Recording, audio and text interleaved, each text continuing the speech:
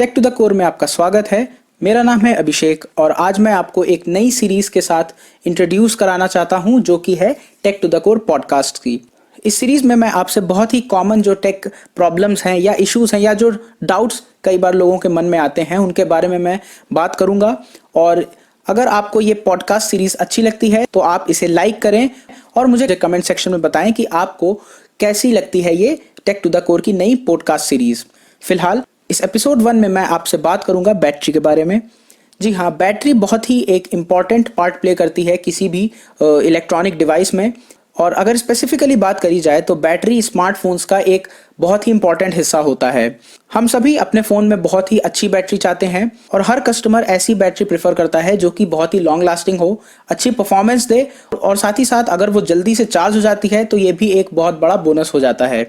अब हो सकता है आप ये सोचें कि एक स्मार्टफोन में बैटरी चूज करना कितना ही मुश्किल हो सकता है। सिंपली कैपेसिटी देखो कितने एमएएच की वो बैटरी है और डिसाइड कर सकते हैं हम कि कैसी बैटरी परफॉर्मेंस ओवरऑल रहने वाली है। लेकिन मैं आपको बता दूं कि ये बिल्कुल गलत है। ज़रूरी नहीं है कि एक 5000 एमएएच की बैटरी वाला फ़ोन एक 4500 एमएएच की बैटरी वाला जो फ़ोन है उससे बेहतर परफॉर्म करे ही करे। तो ऐसे ही कई सारे पॉइंट्स हैं जिनके बेसिस पे आप अपना डिसीजन ले सकते हैं कि आपको किस तरीके की बैटरी के साथ जाना चाहिए या कितनी कैपेसिटी की बैटरी के साथ जाना चाहिए जिससे कि आपका जो काम है वो एकदम अच्छे से पूरा हो पाए। इसमें सबसे पहला फैक्टर है आपका SoC यानी कि सिस्टम ऑन चिप या प्रोसेसर जिसको हम लोग सिंपली कहते हैं। जी हाँ, प्रोसेसर जैसा कि आप जानते ही होंगे कि आपके फ़ोन का हार्ट होता है, वो CPU होता है और बेसिकली अगर प्रोसेसर अच्छा होता है तो आपके फ़ोन की परफॉर्मेंस भी बेहतर होती है। साथ ही साथ बैटरी कैसे यूज़ होगी या बैटरी का जो मैनेजमेंट है वो आपके प्रोसेसर पे बहुत ज़्यादा डिपेंड करता है। अब जाहिर सी बात है आप हर एक प्रोसेसर की बैटरी परफॉर्मेंस आप सर्च करने चलेंगे तो शायद ही आपको कुछ इंटरनेट पे भी मिले।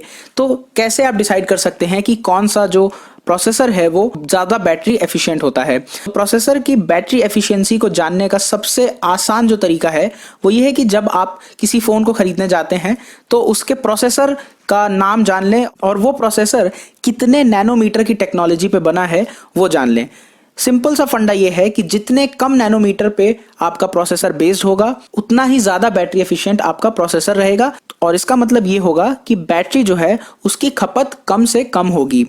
एग्जाम्पल के तौर पे अगर आपको एक 10 नैनोमीटर का प्रोसेसर मिलता है और एक दूसरे स्मार्टफोन में आपको 6 नैनोमीटर का प्रोसेसर मिलता है तो बहुत ही सिंपल डिसीजन है, आप 6 नैनोमीटर वाले प्रोसेसर के साथ अगर जाएंगे तो जाहिर सी बात है कि आपको सेम कैपेसिटी की बैटरी में एफिशिएंसी 6 नैनोमीटर वाले प्रोसेसर में ज़्यादा मिलेगी। अब हो सकता है आप में से कई सारे लोग पूछें कि कम नैनोमीटर का मतलब ज़्यादा बैटरी एफिशिएंट प्रोसेसर कैसे हो सकता है। देखिए, ये बहुत ही एक सिंपल सी थ्योरी है जिसको मैं आपको समझा देता हूँ। सपोज कीजिए कि आपको अपने घर से 6 मीटर दूर एक दुकान पे जाना है और एक दुकान आपके घर से 20 मीटर दूर है। तो जाहिर सी बात है कि अगर आप अपने घर से 6 मीटर दूर दुकान पे जाएंगे तो आपका एनर्जी लॉस कम होगा और अगर आप अपने घर से 20 मीटर दूर जो दुकान है उस पे जाएंगे तो आपका एनर्जी लॉस ज़्यादा होगा। बिल्कुल एग्जैक्टली यही थ्योरी जो है वो आपके प्रोसेसर के साइज पे फिट बैठती है। जितना कम साइज होगा प्रोसेसर का उतना ही कम डिस्टेंस इलेक्ट्रॉन्स को इधर से उधर ट्रांसफ़र करने में लगेगा और उतनी ही ज़्यादा एनर्जी आपके बैटरी से सेव हो जाएगी। तो मुझे लगता है कि इस एग्जाम्पल से अब आप समझ गए होंगे कि क्यों कम नैनोमीटर का मतलब होता है ज़्यादा बैटरी एफिशिएंसी। चलते हैं दूसरे फैक्टर पे जो कि है आपके स्मार्टफोन का सॉफ्टवेयर। सॉफ्टवेयर बहुत ही ज़्यादा इंपॉर्टेंट चीज़ होती है। आप देखेंगे कि सॉफ्टवेयर ऑप्टिमाइजेशन से काफ़ी ज़्यादा फर्क पड़ता है बैटरी लाइफ पे। एग्जाम्पल के तौर पे आप आईफोन को देखें, आईफोन की जो बैटरी होती है, हालांकि एप्पल एग्जैक्टली कितने एमएएच की बैटरी वो यूज़ करते हैं वो बताता नहीं है, वो पब्लिक नहीं होता है। लेकिन अगर आप मान लें कि आईफोन में 3000 एमएएच की बैटरी होती है तो उसके बाद भी आईफोन जो है लगभग 4500 एमएएच के एंड्रॉयड फ़ोन से ज़्यादा अच्छी बैटरी परफॉर्मेंस दे पाता है। तो इतना ज़्यादा डिफरेंस क्यों है बैटरी बैकअप में? वो इसलिए है क्योंकि आईफोन का जो सॉफ्टवेयर होता है वो बहुत ज़्यादा वेल ट्यून्ड होता है, बैटरी को बहुत ही एफिशिएंटली यूज़ करता है और जैसा कि मैंने पहला फैक्टर बताया, जो प्रोसेसर है वो बहुत बैटरी एफिशिएंट होता है, वो ऑब्वियसली कम साइज का होता है। तो इसीलिए जो सॉफ्टवेयर है वो बहुत इंपॉर्टेंट है।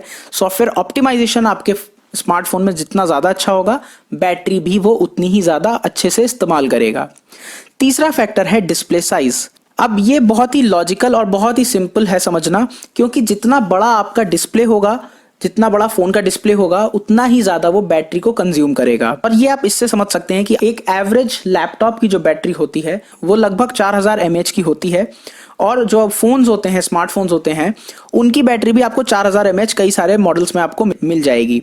और क्योंकि एक लैपटॉप की स्क्रीन 14-15 इंच तक की हो सकती है, जबकि एक स्मार्टफोन की स्क्रीन लगभग 6 इंच के बराबर होती है, तो आप देख सकते हैं कि लैपटॉप की जो बैटरी होती है वही 4000 mAh की बैटरी लगभग 3 से 4 घंटे चलती है, जबकि जो फोन में वो बैटरी होती है वो अगर आप बहुत हैवी यूज करते हैं तो भी लगभग 1 दिन तो चला ही लेती है।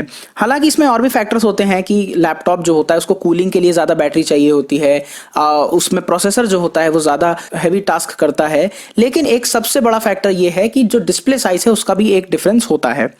तो डिस्प्ले साइज के बाद अब आते हैं नेक्स्ट फैक्टर पे, जो कि है डिस्प्ले ग्रेड। डिस्प्ले जो होता है उसके कई सारे ग्रेड्स होते हैं। आप जानते होंगे कि एमोलेड डिस्प्लेस भी होते हैं, साथ में TFT पैनल के डिस्प्लेस होते हैं, और कई सारे फोन्स में LCD IPS LCD के भी पैनल्स होते हैं।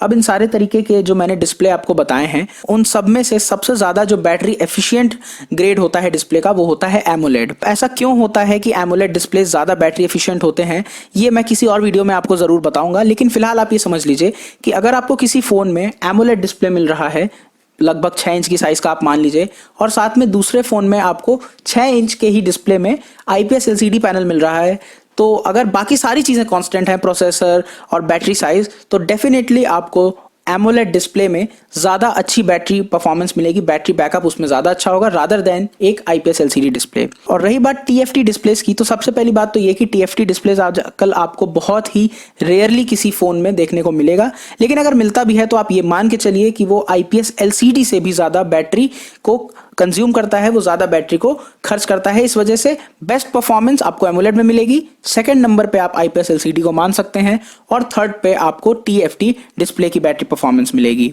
नेक्स्ट फैक्टर है डिस्प्ले का रेजोल्यूशन। ये एक और ऐसा फैक्टर है जो कि कहीं ना कहीं डिस्प्ले से रिलेटेड है। डिस्प्ले रेजोल्यूशन का मतलब ये है कि आपके फोन की स्क्रीन फुल HD है, HD है, क्वाड HD है, या 2K रेजोल्यूशन की है, या इस तरीके के जो आप रेजोल्यूशन के बारे में सुनते हैं उनकी मैं यहाँ पे बात कर रहा हूँ। जाहिर सी बात है कि जितना हाई रेजोल्यूशन होगा आपके डिस्प्ले की स्क्रीन का, उतना ही ज़्यादा बैटरी कंज्यूम वो करेगा आपका स्मार्टफोन। तो ये भी बहुत सिंपल सी बात है, अगर आप 720p रेजोल्यूशन वाला डिस्प्ले का फ़ोन लेंगे तो वो कम बैटरी को कंज्यूम करेगा, बट उसकी डिस्प्ले क्वालिटी उतनी अच्छी नहीं होगी, ये आपको मालूम ही है। और अगर आप फुल HD स्क्रीन पे जाएंगे, जो कि ज्यादातर फोन्स में आपको आजकल मिल जाएगा, 1920x1080p का जो रेजोल्यूशन होता है वो बहुत ही कॉमन है स्मार्टफोन्स में। तो अगर इन तीनों ही फैक्टर्स को हम कंबाइन कर दे जो कि डिस्प्ले से रिलेटेड हैं, तो आपको ये समझ में आएगा कि डिस्प्ले एक बहुत इंपॉर्टेंट फैक्टर प्ले करता है ओवरऑल कि आपके स्मार्टफोन की बैटरी परफॉर्मेंस कैसी होगी। इसके अलावा नेक्स्ट फैक्टर है कूलिंग मैकेनिज्म। जैसा कि आपको मालूम होगा कि जब भी हम कोई इलेक्ट्रॉनिक डिवाइस यूज करते हैं तो ऑब्वियस सी बात है कि वो हीट जनरेट करता ही है। कोई भी मशीन हो वो जब ज़्यादा देर तक काम करती है तो हीट जनरेट करती है। तो ऐसे ही आप अपने लैपटॉप में देखेंगे कि जब आप बहुत हैवी टास्क कर रहे होते हैं या बहुत देर से आप अपने लैपटॉप को यूज़ करते हैं तो उसमें जो कूलिंग मैकेनिज्म होता है, जो कि ज़्यादातर एयर कूलिंग फैंस होते हैं, वो फैंस जो हैं वो चलना शुरू कर जाते हैं और जिसकी वजह से आपका जो प्रोसेसर है, आपका जो लैपटॉप है वो ठंडा हो जाता है। वैसे ही स्मार्टफोन्स में भी कूलिंग मैकेनिज्म्स की ज़रूरत होती है। कई सारे अलग अलग तरीके के आपको कूलिंग मैकेनिज्म देखने को मिलेंगे स्मार्टफोन में। जो बहुत हाई एंड गेमिंग फोन्स हैं उसमें आपको फैंस की भी व्यवस्था देखने को मिलेगी। जैसे एसूस के जो फोन्स आते हैं उसमें एक्सेसरी के तौर पे आप फैन का इस्तेमाल कर सकते हैं कूलिंग के लिए। जनरली जो ज़्यादातर स्मार्टफोन्स होते हैं उनमें लिक्विड कूलिंग का मैकेनिज्म होता है और बेसिक आइडिया ये है कि जितने अच्छे कूलिंग मैकेनिज्म होंगे आपके स्मार्टफोन में उतना ही ज़्यादा वो बैटरी को ड्रेन होने से बचाएंगे, उतना ही वो बैटरी को भी हीट होने से बचाएंगे। तो इसका अल्टीमेटली आपको फ़ायदा होगा बैटरी की ओवरऑल लाइफ में, साथ ही साथ बैटरी की परफॉर्मेंस में भी। तो ये भी आपको ध्यान रखना है कि अगर आप ऐसा स्मार्टफोन ले रहे हैं जिसमें ऑलरेडी एक कूलिंग मैकेनिज्म है तो वो ज़्यादा बैटरी एफिशिएंट होगा रादर देन कि किसी में कूलिंग मैकेनिज्म किसी भी तरीके का नहीं है। इसके बाद आता है एम्बिएंट टेम्परेचर। ये भी एक बहुत बड़ा फैक्टर है। जैसे कि आप इंडिया में देखेंगे, इंडिया में ज़्यादातर जगहों पे काफ़ी ज़्यादा टेम्परेचर जो है वो हाई चले जाते हैं गर्मियों के मौसम में। अगर आप नॉर्थ इंडिया में रहते हैं, दिल्ली और यूपी और इन सब तरीके के इलाकों में, तो एवरेज टेम्परेचर जो है वो काफ़ी ज़्यादा हाई हो जाते हैं। इवन 45-46 डिग्री सेल्सियस तक भी तापमान जा सकता है। तो आप जिस जगह पे रहते हैं वो भी डिसाइड करती है कि आपकी जो फ़ोन की बैटरी है वो कितनी चलेगी। तो इस चीज़ का भी आपको ध्यान रखना होगा। अगर आप बहुत गर्म जगहों पे रहते हैं तो प्लीज़ कोशिश कीजिएगा कि आप थोड़े ज़्यादा कैपेसिटी की बैटरी के साथ जाएं, क्योंकि जब बहुत ज़्यादा गर्मी होती है आसपास एम्बियंस में तो बैटरी जो है वो ज़्यादा जल्दी से ड्रेन होती है। तो इसको भी आपको ध्यान में रखना है। साथ ही साथ एक और चीज़ होती है कि ऐसे में जब बहुत हाई टेम्परेचर होता है, मतलब धूप निकली होती है, तो जो ब्राइटनेस है डिस्प्ले की वो भी बहुत ज़्यादा हाई हो जाती है, आपको हाई रखनी पड़ती है। ये सारे फैक्टर्स मिला के बैटरी को ज़्यादा ड्रेन करते हैं। और अल्टीमेटली लास्ट जो फैक्टर है वो है फास्ट चार्जिंग का। आजकल आप देखते होंगे कि फास्ट चार्जिंग का बहुत ज़्यादा चलन है। लगभग 10 से 11 हज़ार तक के स्मार्टफोन से ही फास्ट चार्जिंग के अलग अलग तरीके के आपको ऑप्शंस मिल जाएंगे। 30 वॉट, 18 वॉट, 65 वॉट, 100 वॉट और यहाँ तक कि अभी 150 वॉट की भी हाई फास्ट चार्जिंग आपको जो है देखने को मिल जाएगी कुछ ही दिनों में। तो इतने जो हाई वोल्टेज है फास्ट चार्जिंग का, ये भी एक बहुत बड़ा फैक्टर है और ये प्ले करते हैं आपकी ओवरऑल बैटरी लाइफ पे, साथ ही साथ बैटरी परफॉर्मेंस पे। सिंपल थ्योरी ये है, सिंपल फिजिक्स की थ्योरी ये कहती है कि जितनी जल्दी बैटरी चार्ज होगी उतना ही जल्दी वो डिस्चार्ज भी होती है। तो इसका मतलब ये है कि जितना ज़्यादा आपका फास्ट चार्जर होगा, बेशक वो बहुत जल्दी आपके फ़ोन की बैटरी को चार्ज करेगा, लेकिन साथ ही साथ जब वो इतनी तेज़ी से चार्ज करेगा तो उसका सबसे बड़ा ड्रॉबैक आपको बैटरी परफॉर्मेंस में देखने को मिलेगा कि वो बैटरी ड्रेन भी थोड़ा सा ज़्यादा जल्दी होगी। तो अब इसका सोल्यूशन क्या है? देखिए, मेरे हिसाब से इसका एक ही सोल्यूशन है कि आप एक राइट बैलेंस खोजें। ना इतनी फास्ट चार्जिंग हो कि वो अल्टीमेटली बैटरी परफॉर्मेंस पे असर करे, ना ही इतना स्लो चार्जिंग हो कि अगर आपको इमरजेंसी में फास्ट चार्जिंग करनी पड़ जाए तो आप बैठे के बैठे रह जाएं और आपको बहुत दिक्कतें हों। पर्सनली अगर आप मुझसे पूछेंगे तो अगर आपके फ़ोन में बैटरी कैपेसिटी मान लीजिए 4000 से लेकर 4500 mAh तक की है और आपका जो चार्जर है उसकी चार्जिंग स्पीड जो है वो 30 वॉट के आसपास है, तो ये मेरे हिसाब से एक बहुत ही अच्छा बैलेंस बना देता है। क्योंकि अगर इतने साइज़ की बैटरी है और 30 वॉट का चार्जर है तो वो लगभग 45 मिनट में आपके फ़ोन को 0 से 100 तक चार्ज कर देगा, जो कि मेरे हिसाब से मोर देन इनफ है। हाँ, अगर आप 15 से 20 मिनट की बात करें तो भी आपका फ़ोन ज़ीरो से लेकर लगभग 50 से 55% तक बहुत आराम से चार्ज हो सकता है।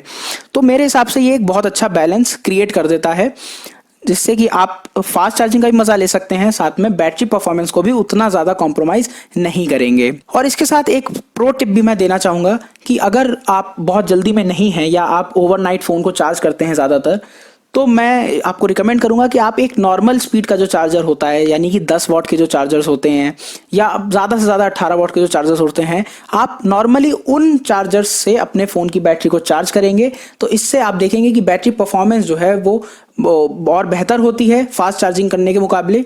और इसके साथ साथ आपकी बैटरी और भी ज़्यादा लंबी चलेगी। मतलब कि अगर बैटरी आपकी 1 से 1.5 साल नॉर्मली चलती है फास्ट चार्जिंग की वजह से, तो आपकी वो बैटरी 1 साल 8 महीने या 2 साल भी उसी तरीके की परफॉर्मेंस दे सकती है। तो आई थिंक ये सारे फैक्टर्स हैं, मेरे ख्याल से मैंने 8-9 फैक्टर्स आपको बता दिए होंगे, जिनको आप कंबाइन अगर कर लें तो आप अच्छे से डिसाइड कर पाएंगे कि कितनी कैपेसिटी की बैटरी के साथ आपको जाना चाहिए। आई होप कि जब भी आप नया स्मार्टफोन अपना लेने जाएंगे तो आपको आसानी होगी डिसाइड करने में कि कितनी बैटरी कैपेसिटी आपके लिए ठीक रहेगी। तो चलिए ख़त्म करते हैं यहाँ एपिसोड 1 को।